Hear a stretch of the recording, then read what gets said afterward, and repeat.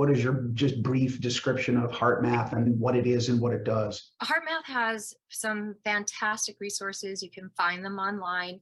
They've been in universities studying the coherence of the heart frequencies along with brain frequency. There's a moment where you may have to step back a little bit and experience yourself in a slightly different way as an electrical being, that we think and we create an electrical impulse. When we feel something, we create an electrical impulse. As neurofeedback practitioners, we're all about the electricity. HeartMath is a heart rate variability approach to balancing a very interesting aspect of the nervous system, the sympathetic and parasympathetic nervous system, the enteric nervous systems. It's different than neurofeedback, but we build it into our programming here. And Madison's is that because it's such a useful, complementary, corollary kind of work that supports the neurofeedback direct brain circuit regulation training that we're doing. HeartMath evokes the commonality of electrical current behaviors from the brain to the heart to all the organs of our body. That's what HeartMath is reading, right? It's reading the electrical impulses coming off of you. In the HeartMath system, they also show you what brain waves, electrical waves that it's also reading. And there's so many different calculations, but one of the most important ones is the space between the heartbeat.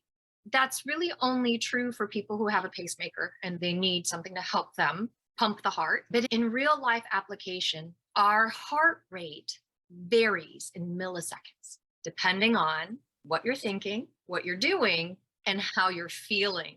If you're only connecting to what you're thinking, you're completely disconnected to everything else. HeartMath is a tool that helps the body and the mind to have a bridge where they can then start to work with each. It works the opposite way as well. I wear my emotions on my skin very much here, and they're disconnected from the mind, the thought, what's happening up here. There's some discussion up for debate as to whether or not the thought generates the feeling or the feeling generates the thought. What you feel the fundamentals of your approach are, certainly as it relates to the balanced brain programming, and further extensions of that, should people want to pursue it further. Fundamentals are 5 things that I've learned over the past decade through research, personal experience, professional experience, a lot of webinars from highly respectable kind of thought leaders and action leaders in the space of health and wellness. And with these 5 pieces to the fundamentals, what I've learned is